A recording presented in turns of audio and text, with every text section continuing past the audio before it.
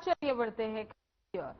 देहरादून में मुख्यमंत्री पुष्कर सिंह धामी ने केंद्रीय स्वास्थ्य मंत्री जेपी नड्डा से शिष्टाचार भेंट की। इस दौरान उत्तराखंड में एम्स ऋषिकेश से संचालित एयर एम्बुलेंस सेवा के विस्तार के साथ ही पहाड़ी और दुर्गम क्षेत्रों में आपातकालीन सेवाओं के लिए एक अतिरिक्त हेलीकॉप्टर उपलब्ध कराए जाने का अनुरोध किया गया। इसके अलावा केंद्रीय मंत्री जेपी नड्डा ने आयुष्मान भारत की योजना के तहत केंद्रीय योगदान के लिए आग्रह किया। वहीं चारधाम यात्रा में एम्स के विशेषज्ञों के योगदान और ड्यूटी में शामिल करने का आभार जताया।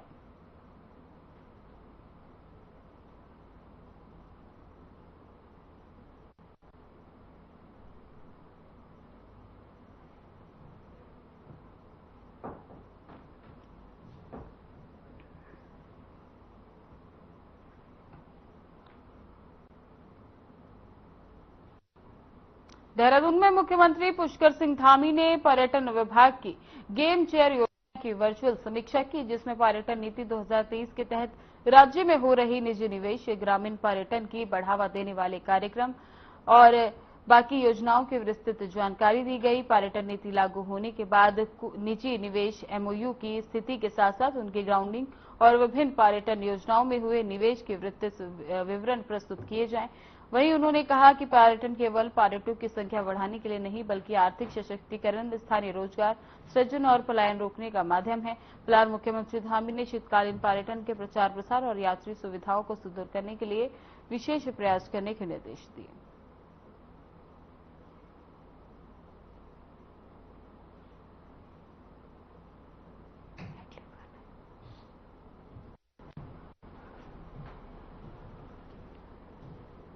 मुख्यमंत्री पुष्कर सिंह धामी ने वर्चुअली समीक्षा की है, जिसके बाद उन्होंने पर्यटन में पलायन रोकने की दिशा में निर्देश दिए हैं। उन्होंने कहा कि बाकी सुविधाओं में और बढ़ावा दिया जाए, पर्यटन को बढ़ावा दिया जाए ताकि पलायन करने पर रोका जाए और पर्यटन को बढ़ावा मिल सके। गेम चेंजर योजनाओं का वर्चुअली समीक्षा मुख्यमंत्री पुष्कर सिंह धामी ने किया।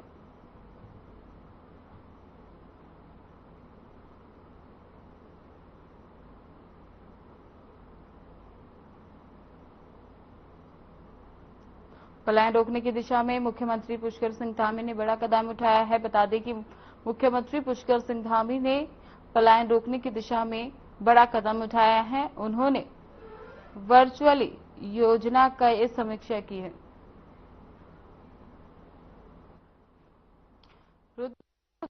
के प्रभारी मंत्री गणेश जोशी ने कलेक्ट्रेट सभागार में उच्च अधिकारियों और जिला स्तरीय अधिकारियों के साथ बैठक की। इस दौरान आगामी 19 जुलाई को केंद्रीय गृह एवं सहकारिता मंत्री अमित शाह के प्रस्तावित दौरों की तैयारी को लेकर बैठक की गई, जिसके बाद प्रभारी मंत्री गणेश जोशी ने अधिकारियों को निर्देश दिए। साथ ही उन्होंने कहा कि रुद्रपुर में आयोजित होने जा रहे 1 लाख करोड़ रुपए की ग्राउंडिंग सेरेमनी को पूर्ण भव्यता और प्रभावशाली स्वरूप में संपन्न किया जाए। यह आयोजन उत्तराखंड की औद्योगिक प्रगति को नई दिशा देगा और देश भर में राज्य की पहचान को बढ़ावा देगा।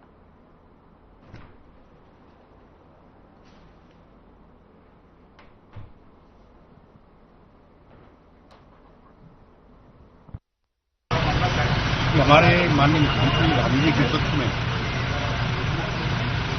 हमारा प्रदेश हर क्षेत्र में आगे बढ़ रहा है। एक इंडस्ट्रियल समिट देहरादून में हुई थी, जिसमें 3 लाख करोड़ के एमओयू साइन हुए थे। पूर्व में 104 करोड़ के ग्राउंडिंग हुए हैं और 19 तारीख को 1 लाख करोड़ की ग्राउंडिंग हमारे देश के माननीय गृह मंत्री अमित शाह जी के कदमों द्वारा यहाँ पर होगी। उसकी तैयारी के लिए मैंने यहाँ पर एक बैठक की, जिसमें हमारे इंडस्ट्री के जो सेक्रेटरी हैं, जो सीएम के भी सेक्रेटरी हैं, हरिशंकर पांडे, यहाँ के कमिश्नर, यहाँ के डीएम, हमारे पार्टी के जिलाध्यक्ष, हमारे पार्टी के मेयर, पूर्व विधायक, सब लोग यहाँ पर थे। ये कार्यक्रम कैसे भव्य हो, क्योंकि हमारी संस्कृति की अतिथि देवो है।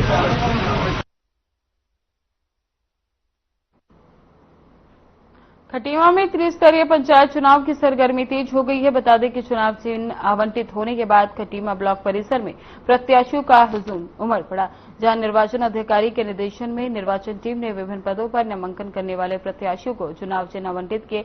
चुनाव चिन्ह मिलने के बाद प्रत्याशियों के चेहरे पर काफी उत्साह और खुशी देखने को मिली।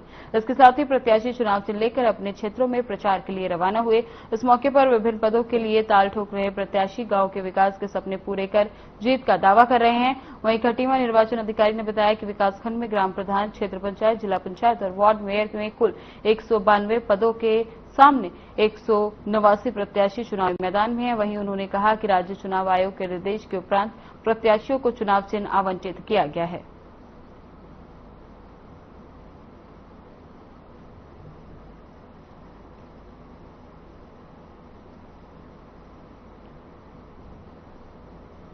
प्रत्याशी के रूप में उतरा हूं और जनता में काफी उत्साह है पंचायत चुनाव को लेकर के और काफी उत्साह के साथ लोग पंचायत चुनाव में, क्योंकि इस देश की जो नींव है वो पंचायत के द्वारा जो है रखी जाती है, क्योंकि पंचायत के ही माध्यम से काफी विकास होते हैं गाँव में, स्वच्छता के ऊपर हर चीज के ऊपर जो है, तो काफी उत्साह है। और ब्लॉक में आप देख ही रहे हैं कि सारे कैंडिडेट आकर के अपना चुनाव निशान और आज से जो है समझिए रणभेड़ी शुरू हो। नमस्कार, मैं खगेंद्र सिंह, ग्राम सभा रतनपुर जसारी से बीडीसी प्रत्याशी ना। आज चुनाव चिन्ह की प्रक्रिया चल रही थी तो चुनाव चिन्ह लेने आए हैं। बाकी और चुनाव प्रचार का जोर शोर चल रहा है। बाकी यह है प्रत्याशी यहाँ खूब भीड़ लगी पड़ी है, इससे कि अपना अपना चुनाव चिन्ह लेके जाएं और अपना प्रचार जोर शोर से अपने ग्राम सभा में अपने क्षेत्र में कर सकें। प्रत्याशी के तौर पर कितना उत्साह है, जीत को लेकर कितना आश्वस्त है? प्रत्याशी को लेकर जीत का उत्साह तो बहुत है भाई साहब ना। बाकी अपने वो है कि हम कितना काम कर सकते हैं, जनता का सहयोग है, आशीर्वाद है। बाकी देखा है कि चुनाव के बाद फिर अगर जीत की प्रक्रिया होती है तो फिर ग्राम का विकास करना है, क्षेत्र का विकास करना है। ये मेरा नाम अब्दुल सईद है, ग्राम पंचायत पचपेड़ा से बीडीसी प्रत्याशी हूँ। काफी जोर शोर के साथ अलग में लड़ रहा हूँ। अच्छा प्रचार है, सब कुछ सही है और आपकी कृपा से विजय होकर आऊंगा। तो रणवीरी बच चुकी है, चुनाव चिन्ह मिल चुका है, कितना उत्साह है जीत को लेकर? जी बहुत उत्साह है, जीत का पूरा माहौल है और बढ़िया रुझान है, सब कुछ सही है सर।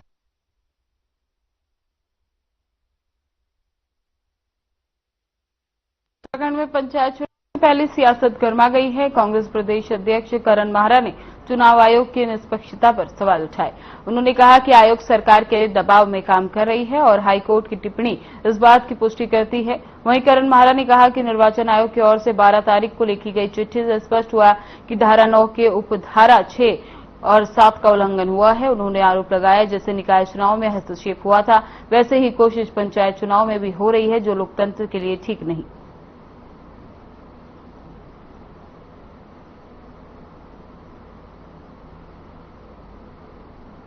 देखिए, बिल्कुल बुरी हालत है। निर्वाचन आयोग ने ऐसा लगता है सरेंडर कर दिया सरकार के सामने। हाईकोर्ट की जो टिप्पणी है वो इस बात को स्पष्ट करती है। हाईकोर्ट ने कहा है कि धारा 9 की उपधारा 6 और 7 का उल्लंघन है, जो चुनाव आयोग ने चिट्ठी लिखी थी 12 तारीख को, और ये दिखाता है कि सरकार के दबाव में चुनाव आयोग काम कर रहा है और निश्चित ही कहीं ना कहीं पंचायत चुनाव को प्रभावित करने की कोशिश हो रही। जिस तरीके से निकाय चुनाव में किया गया उसी तरीके के लक्षण दिखाई दे रहे हैं और ये लोकतंत्र के लिए अच्छे संकेत नहीं है। जब चुनाव आयोग ही निर्विवाद नहीं होगा और तटस्थ नहीं होगा तब तक भारत में चुनाव प्रणाली निष्पक्ष हो ये संभव नहीं है। उत्तराखंड के 12 जिलों में होने वाले त्रिस्तरीय पंचायत चुनाव के कार्यक्रम पर लगी रोक को राज्य निर्वाचन आयोग ने हटा लिया है। बता दें कि जो रोक लगी थी उसे हटा लिया गया है। ऐसे में पंचायत चुनाव की प्रक्रिया चुनावी अधिसूचना के अनुसार शुरू हो गई है। उत्तराखंड के त्रिस्तरीय पंचायत चुनाव में अधिक से अधिक मतदान हो, जिसको लेकर उत्तराखंड विधानसभा अध्यक्ष रितु खंडूरी ने मतदाताओं से अपील की। उन्होंने कहा कि पंचायत चुनाव में अधिक से अधिक मतदान करें।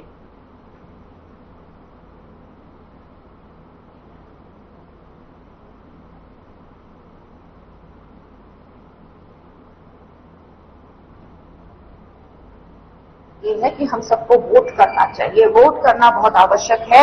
हम सबको इस चीज की ये नहीं सोचना चाहिए कि मेरे एक वोट से क्या होगा। आपके वोट से दिशा दशा बदलने की ताकत है उस वोट में। तो मैं सभी उत्तराखंड के निवासियों से निवेदन करना चाहूंगी कि वोट जरूर करें और बाहर निकलकर वोट करने की सभी कृपा करें।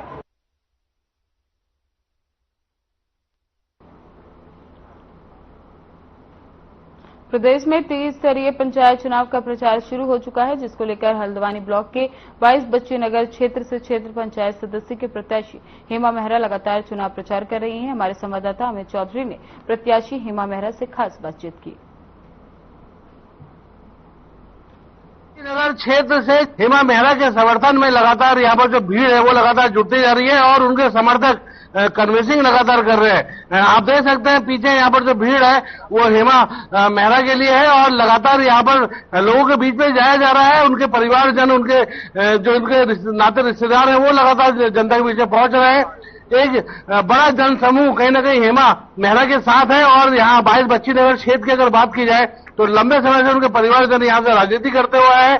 उनके पतिदेव की बात की जाए, उनके देवर की बात की जाए, पूर्व में यहाँ पर क्षेत्र पंचायत सदस्य वो रह चुके हैं, उनके पति पूर्व में ग्राम प्रधान रह चुके हैं और एक अच्छा जनाधार कहीं ना कहीं हेमा मेहरा का इस क्षेत्र में है। शायद यही वजह है कि महिला सीट आने के बाद मेहरा परिवार ने अपनी बहू को यहाँ पर इस क्षेत्र का प्रतिनिधित्व करने के लिए उतारा था। आप देख सकते हैं लगातार हेमा मेहरा के समर्थन में तमाम लोग यहाँ पर हैं। लोगों से बातचीत करेंगे, जानेंगे लगातार, क्योंकि अब चुनाव में बेहद कम समय रह गया। आप लोग हेमा मेहरा जी के समर्थन में लगातार लोगों के बीच में जा रहे हैं, कैसा माहौल देख रहे हैं? माहौल चुनावी माहौल है जी। हर प्रत्याशी को लग रहा है कि हम आगे हैं जी। वैसा ही हम ठीक है, 10 साल से ज्यादा है यहाँ पर, अच्छा चल रहा है हमारा। अच्छा, विकास की अगर बात की जाए तो क्योंकि उनके पतिदेव आप विकास के नाम पर अगर जाएंगे तो आप बगल में जाइए और रोड देखिए। आज 1 साल हो चुका है जो ये फ्री वाली जो पानी की बात करते हैं, टंकियां बन चुकी हैं, लेकिन पीछे वाले जीतपुर निगलटिया में जाइएगा आप, अभी बीच में कोई आए भी थे, शायद वो धरना प्रदर्शन करने भी आए थे, अभी भी पानी नहीं आया। स्कूल की बसेस बरसात में एक तरफ को झुक जाती है, कभी भी एक्सीडेंट, पिछली बार बरसात में पारस मिनी मार्ट के आगे ये हो चुकी है दुर्घटना। ये है। अच्छा, और क्या क्या विकास यहाँ पर क्षेत्र में होना है जिसको लेकर के लगातार? लाइट्स ये सब देख लीजिए, आप वॉक कर रहे हैं, लेकिन लाइट जो है गाड़ी की लाइट्स हैं जी। तो साफ तौर से बात की जाए तो लगातार एक भरोसा है हेमा मेहरा पे और यहाँ पर कई समर्थक उनके और हैं। भैया ये आपसे जानना चाहूंगा, लगातार जनता के बीच में आप लोग पहुंच रहे हैं, हेमा मेहरा का क्योंकि एक बड़ा नाम है इस क्षेत्र में, क्षेत्र पंचायत सदस्य के तौर पे, कैसा देख रहे हैं? जनता से कैसा समर्थन मिल रहा है? जनता से अच्छा समर्थन मिल रहा है उनको जी, क्योंकि पूर्व में उनके पति भी प्रधान रह चुके हैं, उनके देवर गौरव मेहरा भी बीडीसी मेंबर रह चुके हैं इस क्षेत्र से जी। तो अच्छा जनाधार है उनका और अच्छा विकास करेंगे और सभी जनता को यही आस है और सभी जनता उनके शुभकामनाएं के लिए सब तैयार है और अच्छा उनका रहेगा। देखिए, एक भरोसा है और मेहरा परिवार के ऊपर, चाहे यहाँ पर उनके पूर्व में जो कार्यकाल रहा उनके देवर का या उनके पति का, अब हेमा मेहरा को लगातार यहाँ पर क्योंकि महिला सीट होने के नाते उनको फील्ड में उतारा है और तमाम तरीके से महिलाओं के बीच में उनकी तरफ जाया जा रहा है और लोगों को भरोसा कहीं ना कहीं दिया जा रहा है। उनके पतिदेव मेरे साथ मौजूद हैं। सर, लगातार आप क्योंकि महिला सीट होने के बावजूद के बाद आपने अपनी धर्मपत्नी को राजनीतिक फील्ड में उतारा है, एक राजनीतिक विरासत भी कहीं ना कहीं 5 साल के लिए आप उनको दे रहे हैं, कैसा माहौल देख रहे हैं और जनता किस प्रकार से यहाँ पर आशीर्वाद दे रही है? माहौल बहुत अच्छा हो रहा है। हम लोगों की सेवा के लिए प्रत्याशी बने, अपने लिए कोई प्रत्याशी नहीं, लोगों की सेवा के लिए प्रत्याशी बने जी। आप कैसे माहौल देख रहे हैं? क्योंकि तमाम मुद्दे हैं, आप लोगों के विकास कार्य के बाद भी अभी कई मुद्दे ऐसे जो हल नहीं पाए, किन किन चीजों को लेकर जनता के बीच में जा रहे हैं? जितने मुद्दे हैं हम उस मुद्दों में, सारे मुद्दों में काम करेंगे जी। जैसे बिजली हो गई, रोड हो गई, स्वास्थ्य हो गई, पानी हो गया, इन जितने मुद्दे हैं उन मुद्दों में हम काम करेंगे। हेमा मेहरा की अगर बात की जाए तो यहाँ पर जिस तरह से प्रत्याशी बन के वो फील्ड में उतरी है, क्या लग रहा है? क्योंकि मेहरा परिवार लंबे समय से यहाँ क्षेत्र की जनता की सेवा करते हुए है, आप लोग समर्थन में कैसा माहौल देख रहे हैं? ये तो दुख सुख में गरीब अमीर कोई हो, चाहे पैसा लगे, गाड़ी लगे, ये एक प्रकार के ऐसे बंदे हैं, इन्होंने बनना चाहिए बीडीसी मेंबर जी, और इसके लिए हम रात दिन एक करने को तैयार हैं इनके लिए। तो देखिए, समर्थन की बात की जाए तो लगातार समर्थन यहाँ पर हेमा मेहरा को मिलते हुए नजर आ रहा है और जिस प्रकार से उनके समर्थन में लोग जुट रहे हैं, यहाँ पर साफ तौर से कहा जा सकता है कि एक बड़ा जनसमूह उनके साथ है और लगातार उनको जिताने का प्रयास किया जा रहा है। ये आने वाला समय बताएगा कि हेमा मेहरा यहाँ पर जीत करके जनता के सही मुद्दों को हल कर पाती भी है या नहीं। अमित चौधरी, हर खबर न्यूज, हल्द्वानी, कालाडूंगी।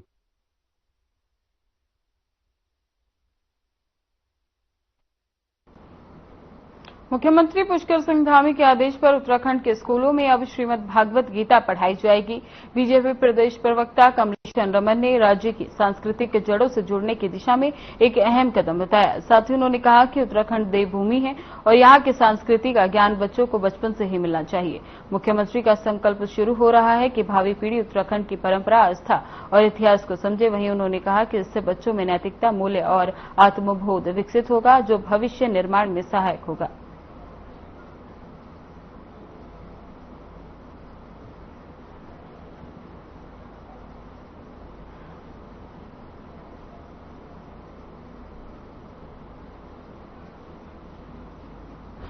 बिल्कुल, देखिए उत्तराखंड क्योंकि देवभूमि है, धर्म असली है और हमारी जो संस्कृति कहती है वो बच्चों को हर चीज का ज्ञान होना चाहिए। और इसीलिए माननीय मुख्यमंत्री जी हमेशा जो है बच्चों को अपने उत्तराखंड की संस्कृति पढ़ाने के लिए पुरजोर तरीके से सभी जितने हमारे शिक्षक हैं या अधिकारी हैं उन सबको दिशा निर्देश दे रहे हैं। और शुरू से उनका एक संकल्प था कि हमारे उत्तराखंड की जो संस्कृति है उसको बच्चों को जानना चाहिए, हमारे उत्तराखंड के इस इतिहास को जानना चाहिए। और इसीलिए इसी परिप्रेक्ष्य में अगर बच्चों को उत्तराखंड की संस्कृति का ज्ञान होगा तो मुझे लगता है कि भविष्य में भी आने वाली जो हमारी पीढ़ी है वो भी इन सारी चीजों का ज्ञान रखेगी। क्योंकि जिस तरीके से उत्तराखंड की हमारी संस्कृति धीरे धीरे जब बच्चे बाहर जा रहे हैं तो लुप्त होती जा रही है, तो उस चीज को वापस लाने के लिए मुख्यमंत्री जी की ये पहल बहुत ही सराहनीय कदम है।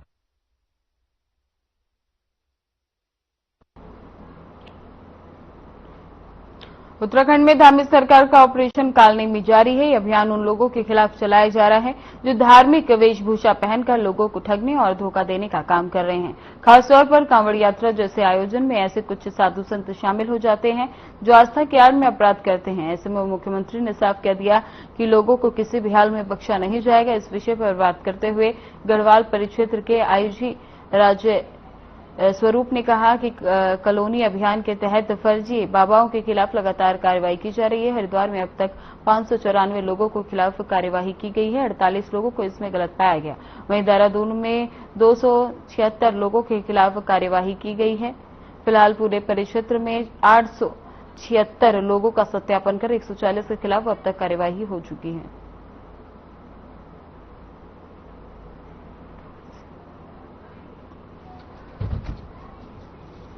देखिए, ऑपरेशन कालनेमी जो है कि जो ढोंगी बाबा जो कि धर्म की आड़ पर गलत व्यवहार से और छद्म रूप धारण करके जो पर्यटक और तीर्थालु यहाँ पे आते हैं, जैसा कि आप अवगत हैं कि हमारा प्रदेश उत्तराखंड जो है वो यहाँ पे लाखों की संख्या में तीर्थयात्री आते हैं, तो उनको जो ये ठगने का काम करते हैं, इनके विरुद्ध ऑपरेशन का कालनेमी जो चल रहा है, इसमें मैं पूरे परिक्षेत्र की बात करूं तो हरिद्वार में लगभग 594 लोगों को हमने आइडेंटिफाई करके उनको वेरीफाई किया है, जिसमें कि 48 लोगों को हमने गलत पाया है और उनके 48 लोगों के विरुद्ध में हमने कार्रवाई की है।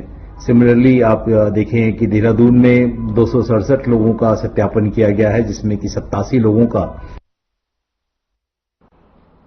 ऋषिकेश में ऑपरेशन कालनेमी के तहत त्रिवेणी घाट पर पुलिस ने बाबाओं के आधार कार्ड और वेरिफिकेशन को चेक किया। इस दौरान जिस बाबाओं के वेरिफिकेशन नहीं मिले उनके सत्यापन की कार्यवाही पुलिस ने मौके पर की और कई बाबाओं को पूछताछ करने के बाद पुलिस ने संदिग्ध मानते हुए अपनी निगरानी में रखना शुरू कर दिया। फिलहाल त्रिवेणी घाट पर कोई ढोंगी बाबा पुलिस को नहीं मिला, लेकिन सुरक्षा की दृष्टि से वेरिफिकेशन नहीं होने पर कार्रवाई की जाएगी, जिस पर पुलिस ने गंभीर विषय बताया। कोतवाली प्रदीप राणा ने बताया कि बाबाओं की चेकिंग और वेरिफिकेशन चेक किए गए हैं। ज्यादातर बाबा उत्तर प्रदेश, मध्य प्रदेश और हरियाणा इलाके के मिले। जितने भी बाबाओं से पूछताछ हुई है वे त्रिवेणी घाट पर 15 से 20 साल पुराने रहते हुए पाए गए हैं। उनके पास पुलिस का पुराना वेरिफिकेशन भी मिला है। वहीं त्रिवेणी घाट के अलावा अन्य गंगा घाटों पर रहने वाले बाबाओं की चेकिंग भी की जाएगी।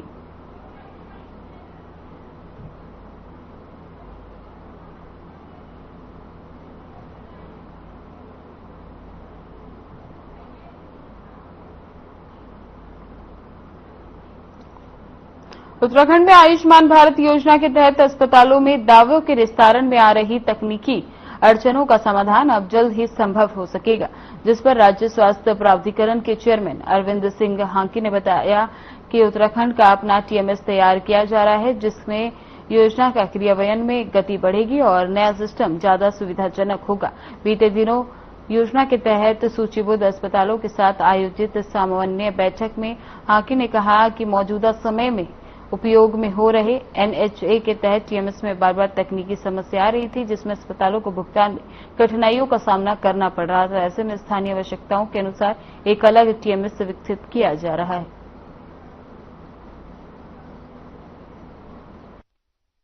नहीं, एक्चुअली आयुष्मान भारत स्कीम जो चल रही है उसमें भारत सरकार के द्वारा वित्त पोषित एक स्कीम है और एक राज्य सरकार द्वारा वित्त पोषित स्कीम है। दोनों के नाम सेम है और कार्ड भी एक ही कार्ड से चलता है, लेकिन जो उसके संबंध में सारे ट्रांजेक्शन्स होते हैं एडमिशन से लेके पेमेंट तक, वो भारत सरकार के NHA के द्वारा जो पोर्टल बनाया गया है उसके माध्यम से होते हैं। लेकिन भारत सरकार का जो ट्रांजेक्शन मैनेजमेंट सिस्टम फेज 1 था, उनमें स्विच ओवर करके अब फेज 2 का उन्होंने नया डेवलप किया है। तो इस ट्रांजिशन फेज में कई प्रकार की प्रैक्टिकल डिफिकल्टीज आ रही हैं, अभी वो अंडर डेवलपमेंट है। हमारे स्टेट स्पेसिफिक इश्यूज भी उठते रहते हैं जो हम उनका समाधान के लिए भारत सरकार से कहते भी रहते हैं। दूसरी स्कीम हमारी होती है स्टेट गवर्नमेंट हेल्थ स्कीम, उसमें भी दोहरे ट्रिप की व्यवस्था चल रही है। उसमें क्योंकि CGHS की नॉर्म्स फॉलो होते हैं तो CGHS का पोर्टल अप्लाई होता है उन अस्पतालों में जो कि CGHS में इम्पैनल्ड है। अल्मोड़ा में केंद्रीय सड़क परिवहन और राजमार्ग राज्य मंत्री अजय टम्टा ने एक बयान जारी किया, जिसमें उन्होंने हल्द्वानी अल्मोड़ा राष्ट्रीय राजमार्ग के क्वाराब क्षेत्र में चल रहे कार्यों को लेकर कांग्रेस पर राजनीति करने का आरोप लगाते हुए कहा कि कांग्रेस इस मुद्दे को केवल राजनीतिक लाभ के लिए उठा रही है, जबकि केंद्र सरकार स्थिति को लेकर गंभीर है और काम तेजी से चल रहा है। केंद्रीय राज्य मंत्री ने साफ किया कि फिलहाल क्वाराब में भारी वाहनों की आवाजाही पर रोक है ताकि मरम्मत और सुरक्षा कार्य बिना किसी परेशानी के किया जा सके।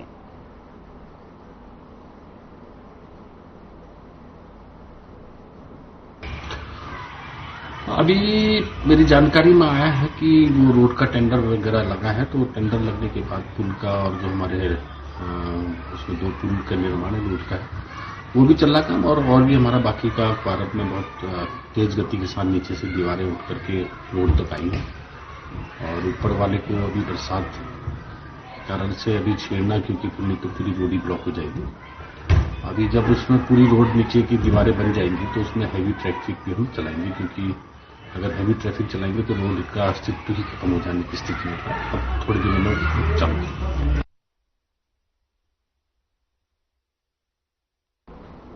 उत्तराखंड के पिथौरागढ़ में एक बड़ा हादसा हुआ, जिसमें एक सवारियों से भरा मैक्स वाहन नदी में जा गिरा। तो वहीं इस हादसे में 8 लोगों की मौत की खबर सामने आ रही है, जबकि 6 लोग गंभीर रूप से घायल बताए जा रहे हैं। जानकारी के मुताबिक वाहन मुवानी से बकोटा जा रहा था, जिस वक्त वो क्षेत्र में भंडारी गांव के पास दुर्घटना का शिकार हो गया। वाहन में कुल 14 लोग सवार थे। जानकारी के मुताबिक घटना मंगलवार शाम करीब 4 बजे की है, जहां हादसे में वाहन के परचक्के उड़ गए। तो वहीं घटना की जानकारी देते हुए डीएम ने बताया कि वाहन मुवानी से बकोटा की तरफ जा रहा था कि अचानक वाहन अनियंत्रित हो गया, जिसके बाद वाहन अपने अंतिम स्टेशन पर पहुंचने से कुछ कदम पहले ही नदी में जा गिरा।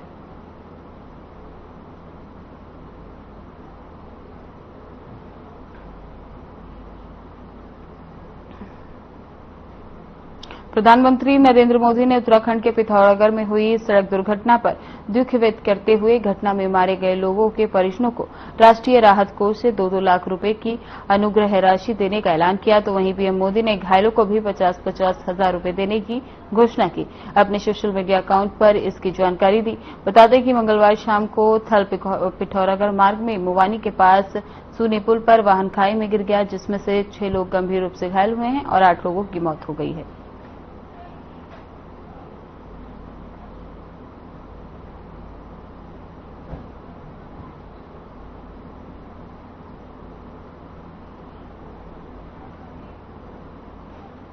लक्ष्मण झूला क्षेत्र में श्रावण मास नीलकंठ कावड़ मेले में चल रही खाद्य पदार्थों में मिलावट के चलते पुलिस कप्तान पौड़ी लोकेश्वर सिंह ने अपनी पूरी टीम के साथ पैदल मार्ग क्षेत्र में अलग अलग टीम का गठन करते हुए खाद्य सुरक्षा विभाग के साथ संयुक्त रूप से खाद्य और पेय पदार्थ बेचने वाले दुकानदारों पर नजर रखी जा रही है, जिसमें संयुक्त टीम बारीकी से चेक कर रही है। जिस पर जानकारी देते हुए थानाध्यक्ष संतोष पैथवाल ने बताया कि पुलिस और खाद्य सुरक्षा की टीम लगातार मेले क्षेत्र में गश्त कर दुकानों में खाद्य पदार्थों की जानकारी ले रही है। साथ ही टीम दुकानदारों को मौके पर वेरिफिकेशन भी करवा रही है।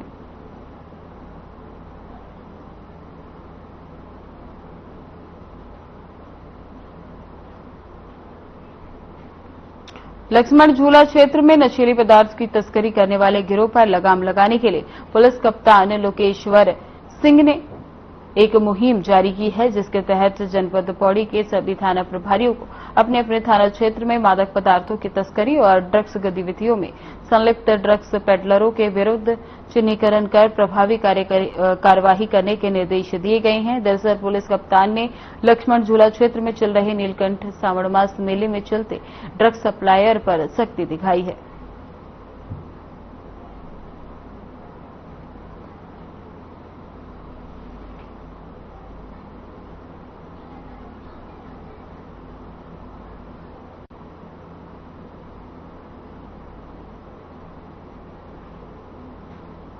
नगर निगम देहरादून ने इस वर्ष हाउस टैक्स में बेहतर कार्य किया। निगम आयुक्त नमामि बंसल ने बताया कि समय समय पर हाउस टैक्स की समीक्षा की जाती है, जिसमें टैक्स की क्या वर्तमान स्थिति है, कितना राजस्व प्राप्त हुआ, इसका आकलन देखा जाता है। उन्होंने बताया कि प्रथम तिमाही में दिए गए लक्ष्य अनुसार निगम देहरादून द्वारा 25% गृह कर की वसूली लक्ष्य इस वित्तीय वर्ष भी पूरी कर ली गई है, जिसमें करीब 22 करोड़ का राजस्व मिला है। साथ ही बताया कि जो बकायेदार हैं उन्हें नोटिस दिया गया है।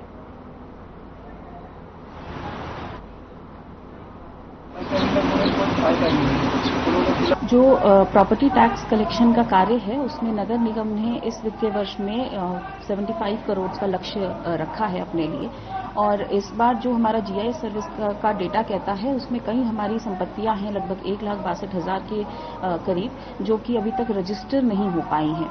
तो इनके रजिस्ट्रेशन पर भी नगर निगम लक्ष्य लेकर चल रहा है। और साथ ही साथ जो हमारा पहली तिमाही का कलेक्शन है वो लगभग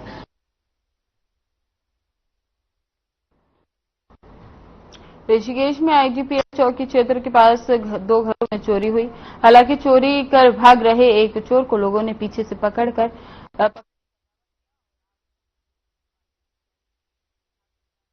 ग्राम पार्षद अनिल रावत ने बताया कि सुमन विहार के रहने वाले करण सिंह राणा और दीपक घर सुबह करीब 3 बजे अज्ञात चोर घुस गए। आवाज होने पर गली के लोगों की आंख खुल गई और उन लोगों ने इस दौरान चोर को गली से भागते वक्त एक चोर को पकड़ लिया और दूसरा चोर भागने में सफल रहा। बता दें कि पकड़े जाने के डर से चोरी किया हो सामान चोर ने मौके पर ही छोड़ दिया। सीसीटीवी कैमरे में एक चोर की तस्वीर कैद हो गई।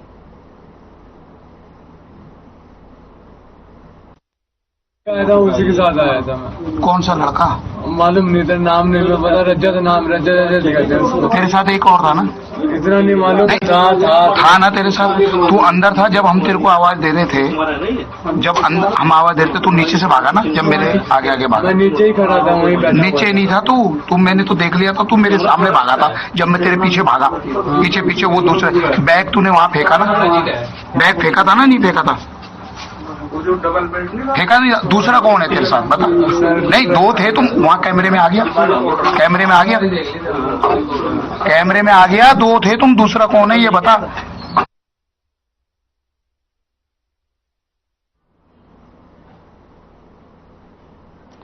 फिलहाल बुलेटिन में बस इतना ही। बने रहे हमारे साथ। नमस्कार।